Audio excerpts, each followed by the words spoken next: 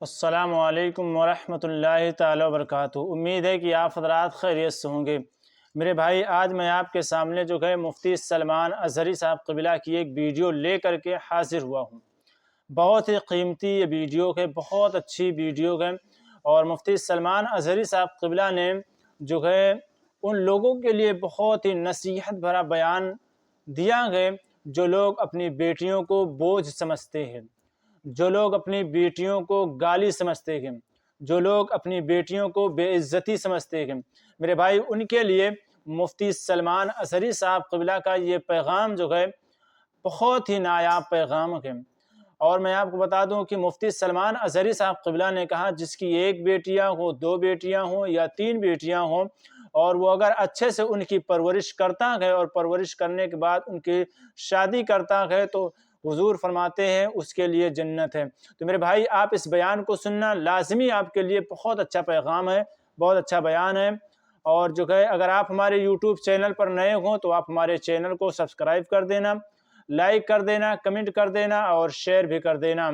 آئیے دیر نہیں کرتے ہیں، مفتی سلمان اظہری صاحب قبلہ کا وہ بیان آپ حضرات کی نگاہوں کے سامنے ہے، دیکھیں اور کمنٹ میں اپنی رائے ضرور صلی اللہ علیہ وسلم کی حدیث ہے کہ اللہ نے جس کو دو بیٹیاں دی، آپ نے برسر اعلان یہ فرمایا، اللہ نے جس کو دو بیٹیاں دی اور اس نے پرورش کر کے اچھی اور اس کا نکاح کر دیا، حضور فرماتے میری شفاعت اس پر واجب ہے۔ ہمارے ہاں پہلے پرانے لوگ کہا کرتے تھے پہلی بیٹی گھی کی روٹی ہے اور برکت والی ہوتی ہے۔ جو لوگ جہالت کی رسموں کو اپنے ہاں پنپنے دیتے ہیں، میں سمجھتا ہوں کہ وہ مسلمان معاشرہ نہیں ہے، یہ غیروں سے لیا ہوا معاشرہ ہے، یہ عرب کی جاہلیت ہے جو بیٹی پیدا ہونے پر زندہ دفن کرتے تھے۔ میرے مصطفیٰ کریم صلی اللہ علیہ وسلم کی حدیث ہے کہ اللہ نے جس کو دو بیٹیاں دی، آپ نے برسر اعلان یہ فرمایا، اللہ نے جس کو دو بیٹیاں دی اور اس نے پرورش کر کے اچھی اور اس کا نکاح کر دیا، حضور فرماتے میری شفاعت اس پر واجب ہے، میں اسے جنت میں لے جانے کی ضمانت دیتا ہوں۔ ایک صحابی آئے، کہا یا رسول اللہ ایک ہی بیٹی ہے میرے پاس، آپ نے دو بیٹیاں جس کی ہے اس کے لیے فضیلت بیان کی، میرے پاس تو ایک ہی بیٹی ہے۔ حضور اکرم صلی اللہ علیہ وسلم نے فرمایا جا ایک بیٹی کی بھی پرورش کرے اس کے لیے بھی جنت ہے۔ تو یہ ہمارے مذہب میں، ہماری شریعت میں بیٹا بیٹی کا یہ فلسفہ نہیں، اللہ تبارک و تعالیٰ کی طرف سے جو ملا وہ انعام ہے۔ تو اب میں بات جو عرض کر رہا ہوں، آل عمران میں جو مسئلہ آیا ہے وہ حضرت حنا کو کیا ہو گئی، بیٹی پیدا ہو گئی۔ وہ بیٹی کون؟ وہ حضرت مریم۔ عمران اور حنا ان کو اولاد نہیں تھی، نظر کیا بیٹا ہوگا تو وقف کریں گے بیت المقدس میں، لیکن بچے کی ولادت میں دیکھا کیا پیدا ہوئی، بیٹی پیدا ہوئی۔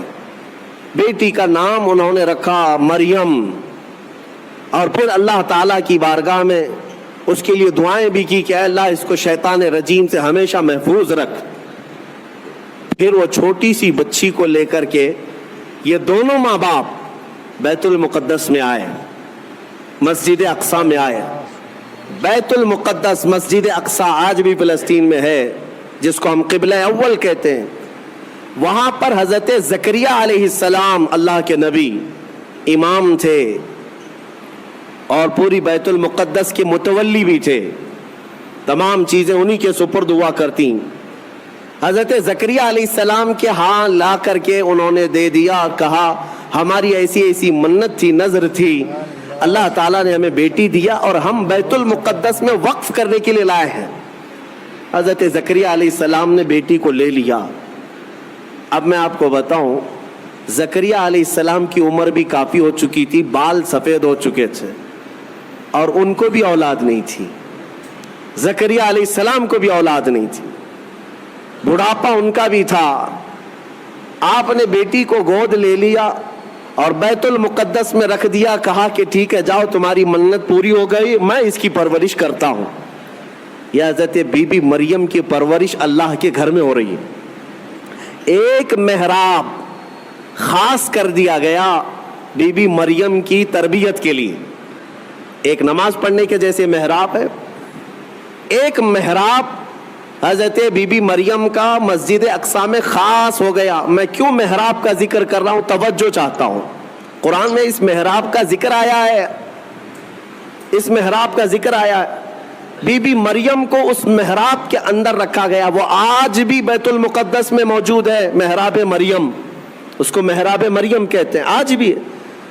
وہاں پرورش کے لیے رکھا گیا. ارے دودھ پیتی بچی, اور اس کے بعد جب بڑھنے لگی تو کئی دن تک آپ نے پرورش فرمائی, سال 2 سال تک. تو 2 سال کے قریب غالباً ان کی عمر تھی حضرت بی بی مریم کی. اب قرآن کہتا ہے کلما دخل علیہا زکریا المحراب وجد عندہا رزقا. جب جب حضرت زکریا مریم کے محراب میں جاتے تو الگ الگ قسم کے پھل وہاں پر دیکھتے تھے. بے موسم کا پھل, آم کا سیزن نہیں, آم موجود ہے. انگور کا موسم نہیں, انگور موجود ہے. بغیر موسم کے بھی وہاں پھل موجود ہوتے تھے. قسم قسم کا رزق وہاں ہوتا تھا.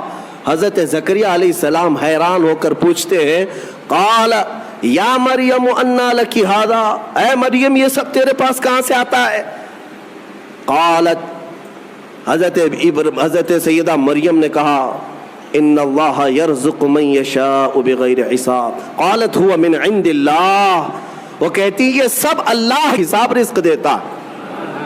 بات ہو گئی حضرت بی بی مریم کو. اب جو نکتہ مجھے بتانا ہے توجہ چاہتا ہوں. تفسیر سننے کا اسی میں لطف ہے کہ تفسیر سننے کے بعد آپ کا عقیدہ بھی مضبوط ہو جائے, ایمان میں اضافہ بھی ہو جائے, اور یہ پتہ چلے کہ سنیو تم حق جماعت پر ہو.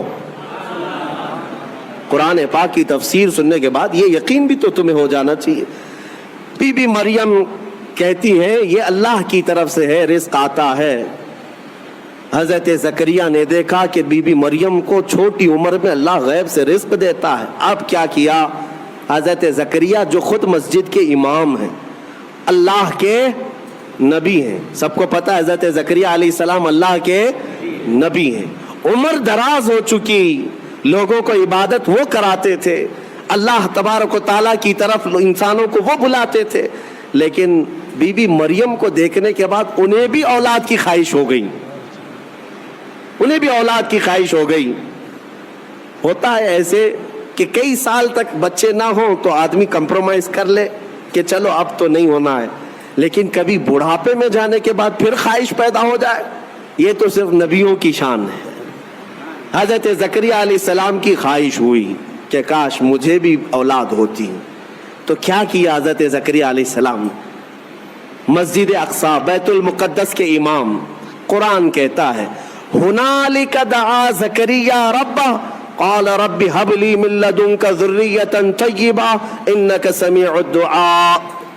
حضرت زکریا علیہ السلام کے بارے میں قرآن کہتا ہے حضرت زکریا علیہ السلام بی بی مریم جہاں بیٹھتی تھی اس محراب میں آ کر کھڑے ہوئے, اور اس محراب میں کھڑے ہو کر دعا کرتے اے اللہ مجھے بھی نیک اولاد تو عطا کر دے.